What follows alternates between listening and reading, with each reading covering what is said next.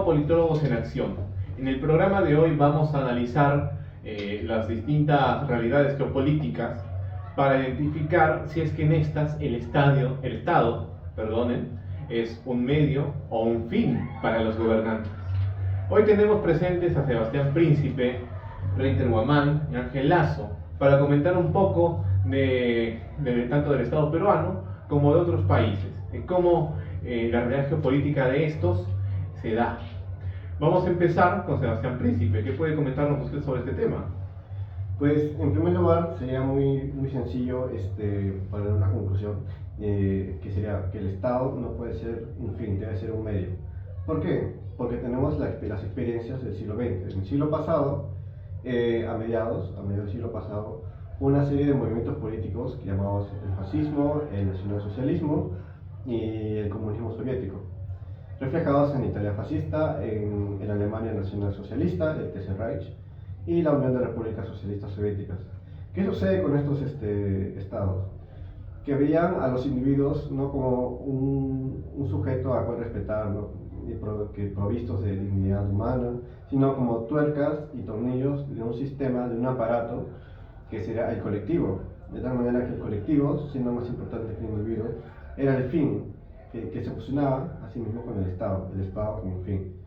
De esto saldrían victoriosos en la Segunda Guerra Mundial las sociedades, los países del bando occidental. Como podemos ver, se ha generado la organización, después de eso, la Organización de las Naciones Unidas, la Declaración Universal de los Derechos Humanos, en las cuales se pretende proteger las libertades individuales y la dignidad de la persona humana, como consecuencia de la traumatizante Segunda Guerra Mundial, en la cual, pues, como reacción a los colectivismos, se quiere proteger a los individuos, a las personas, a las personalidades, a las distintas sociedades de las experiencias de los estados totalitarios. Genial. Esto es bastante interesante, es algo que debemos abordar de forma bastante profunda, ¿no? Y bueno, en el caso peruano, usted nos ha comentado de los derechos humanos, etcétera. En el caso peruano, ¿qué fines tiene el Estado? Pues es muy sencillo de definir, porque el Estado peruano en la Constitución de 1993, incluso en la de 79, detalla desde su primer artículo, en su primer título, en su primer capítulo, que el fin de la sociedad y del Estado es la persona humana y el respeto de su dignidad. Y eso se desglosa y se desarrolla en los derechos fundamentales a continuación, de tal manera que es primordial para el Estado peruano, desde su texto constitucional, defender la dignidad de la persona humana y las libertades individuales. Podemos comparar incluso con constituciones de otros países, como por ejemplo en la Quinta República Francesa, en la cual, que sabemos, Francia es la cuna de la edad contemporánea, donde la igualdad, la libertad y la fraternidad y las ideas de la ilustración se consolidaron primero y se expandieron al resto del mundo por medio de revoluciones. Podemos compararlo porque de esta manera podemos ver que en el preámbulo de la Constitución francesa de 1958, la de Gaulle, se detallan los derechos, se detallan las características de su república, de su Estado, que es laica, democrática, que es social, y a diferencia del Estado peruano, Francia no detalla precisamente sus fines, más allá de que es implícito que defiende los derechos de las personas, y también dice que su gobierno es un gobierno del pueblo, para el pueblo y por el pueblo. De tal manera que podemos considerar también en el Estado peruano que la Constitución, en el artículo 44, detalla los deberes primordiales, que son la defensa de la soberanía nacional, garantizar la protección de los derechos humanos, también garantizar también el desarrollo, el bienestar general fundamentado en la justicia y el desarrollo integral y equilibrado de la nación. De tal manera que los constituyentes en el 93 tuvieron el cuidado de detallar para los gobiernos futuros los fines que va a tener el Estado. Una situación particular y que debemos abrazar también. Bastante buena su intervención.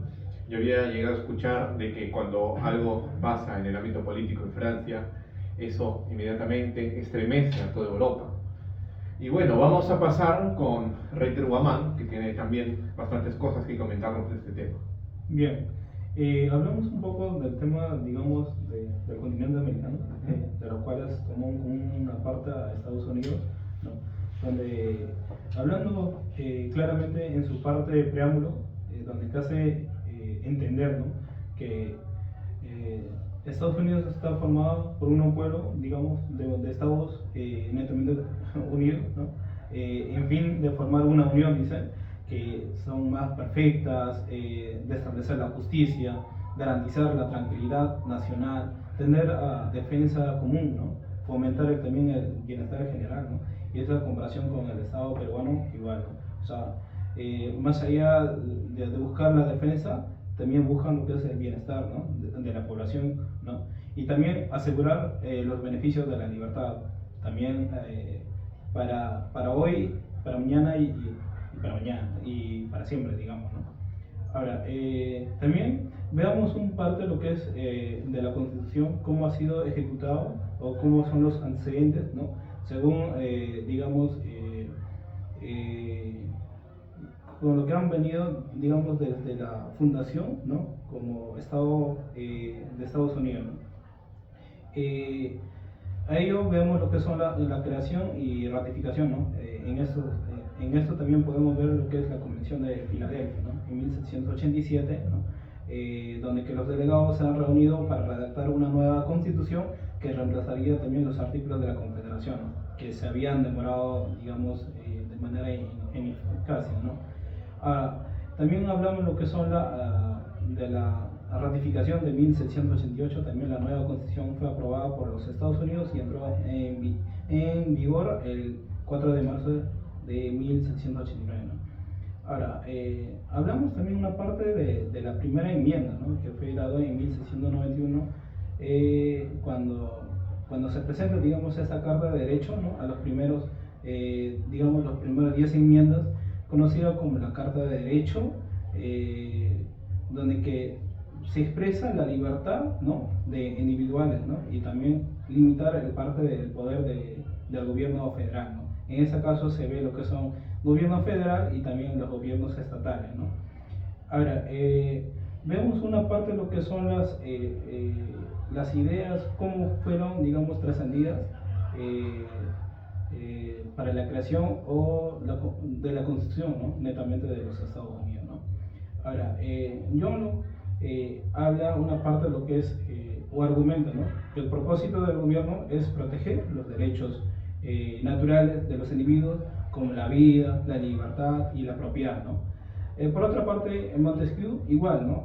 Él también ve lo que es la separación de poderes, ¿no? Una idea que fue fundamental para la estructura del gobierno de los Estados Unidos, ¿no?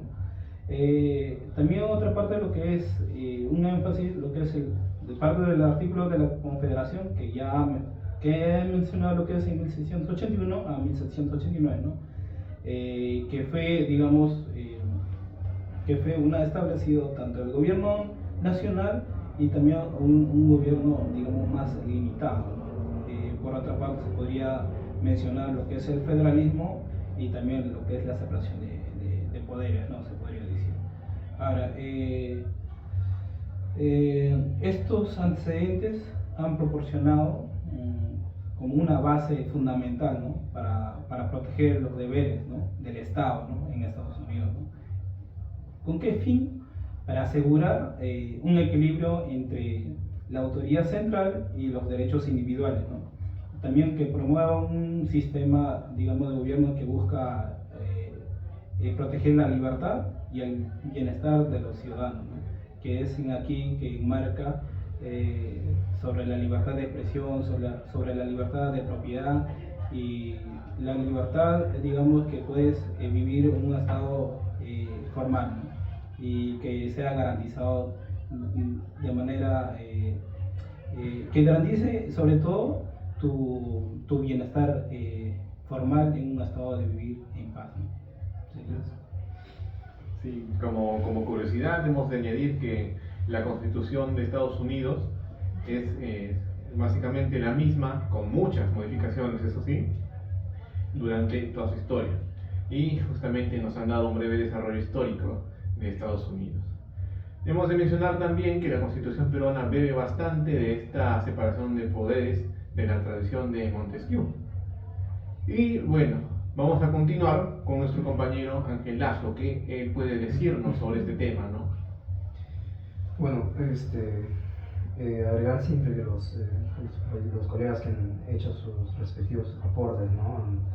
Nos han dado puntos muy interesantes a tratar de cómo se estructura la mayoría de constituciones que son democráticas y en parte también liberales, ¿no? Si bien vemos todas estas constituciones como tal van dándonos un cierto desarrollo de cómo se va a de cómo se mueve el Estado, de cómo funciona el Estado, sus fines y cómo es con la ciudadanía, ¿no? En este caso yo vengo a hacer una comparativa, ¿no? De cómo se han ido desarrollando en otros distintos estados, ¿no? Hay que ver, por ejemplo, el caso de Corea y de China, que son casos muy relevantes de cómo se articulan, ¿no? Este estado. Como tal, ambos estados tienen un solo partido, como tal, que lidera, y en los cuales desde el artículo 1 se les da el liderazgo, se les otorga el liderazgo a estos. Por parte de Corea del Norte es el Partido de los Trabajadores y por parte de China es el Partido Comunista Chino, ¿no? ¿Qué pasa con esos estados? ¿Cuál es la peculiaridad que encontramos? Estos estados, si bien hablan de que son, desde el principio, ¿no? Dicen que son un estado socialista y que sirven al pueblo y todo esto, ¿qué tan soberanos son? ¿Qué tanta soberanía tiene el pueblo? O la soberanía es más del Estado que del pueblo.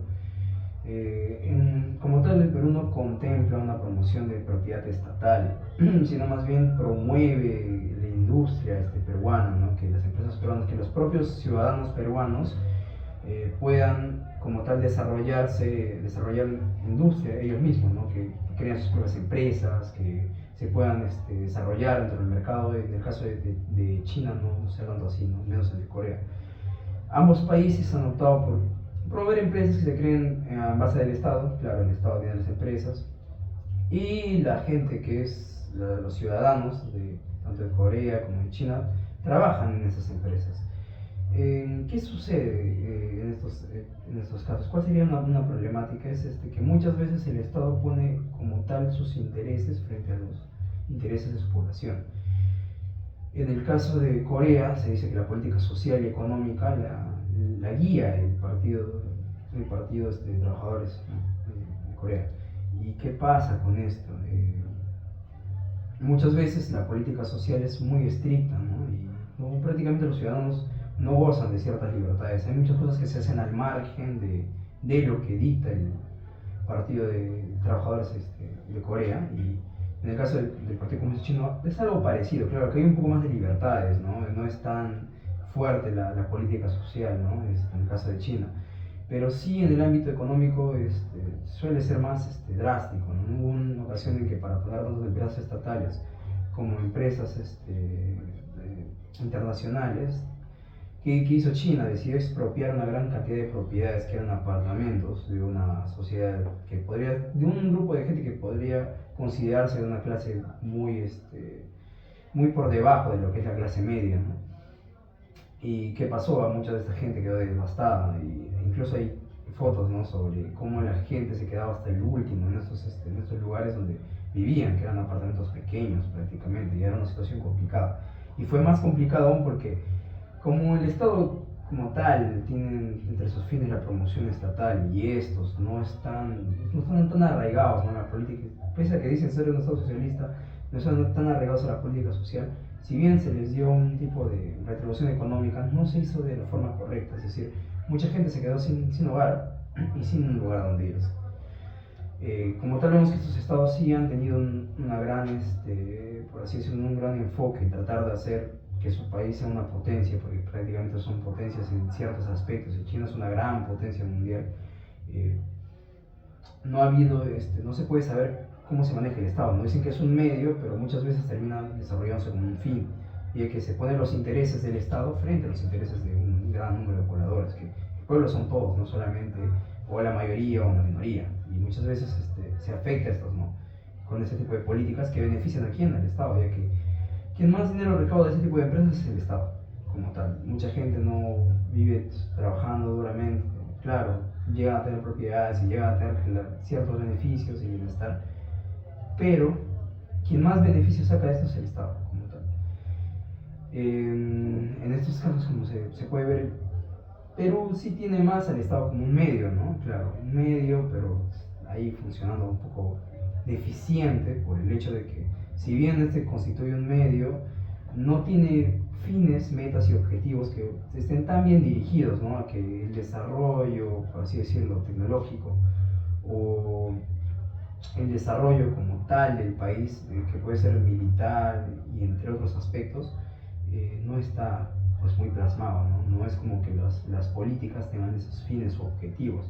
Muchas veces se desarrollan, ¿no? Y se justifican estas políticas que no están orientadas a esto, se justifican bajo la óptica de resolver los problemas que ya tenemos, ¿no? Altos problemas de precariedad muchas veces, ¿no? La pobreza, mucha gente no tiene un hogar y todo esto, pero si bien se desarrollan en estos aspectos, muchas veces tampoco terminan siendo funcionales, o sea, no terminan siendo eficientes las políticas. Y siguen habiendo uno y otros problemas, y eso, o sea, es algo que termina dando muchos atrasos al país, ya que no lo permite desarrollarse como para ser un país potencialmente influyente, ¿no? Y tampoco goza de una autonomía como tal, porque depende mucho de otros países, del capital de otros países. No tenemos tanto ese desarrollo como los países nórdicos. Claro, tenemos un símil en el sentido de que nuestros estados sí buscan, como medio buscan el desarrollo, pero no han habido políticas adecuadas o efectivas para llegar a ese tipo de autonomía. No de repente ser una potencia tan alta, pero ser autónomos, ser países que puedan no depender de otros, sino estar con sí mismo y tratar de garantizar el bienestar de sus ciudadanos a través de estos, pues es algo que deberíamos aspirar, ¿no? Deberíamos tener una política económica más que pueda ayudar más a la población y como tal políticas como tal sociales que se orienten a eso y que hayan metas, objetivos y estrategias para llegar a ser un país más desarrollado como tal, ¿no? Y bueno, eso se podría decir que es todo lo que tengo que comentar. Ha sido un gusto como tal poder escuchar las ideas de cada uno de los colegas que están en esta entrevista y bueno, eso sería todo. Muy gran aporte el que nos da usted, compañero Lazo. Bueno, podemos concluir entonces que el Estado no es un fin en sí mismo, sino que es un medio para alcanzar fines ulteriores, fines que van en beneficio de la población, ¿no es así? Claro. Fines que evidentemente no se dan en algunos países. Ya mencionaron acá el caso de Corea del Norte o China, donde a veces por querer conseguir objetivos, digamos, estatistas, se perjudica a la población. Y bueno, también hablando de soberanía, en el siguiente programa vamos a hablar de la soberanía. ¿Es el Estado soberano o no es la población? ¿Existe la soberanía popular? Y también hablaremos de la autocracia. ¿Son los países autónomos? ¿Son independientes?